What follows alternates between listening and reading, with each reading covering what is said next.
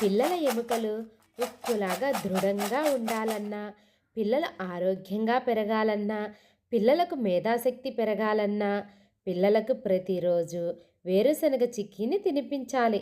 అందుకే కదా మన ముఖ్యమంత్రి జగనన్న అదేనండి పిల్లలకు జగన్ మామ.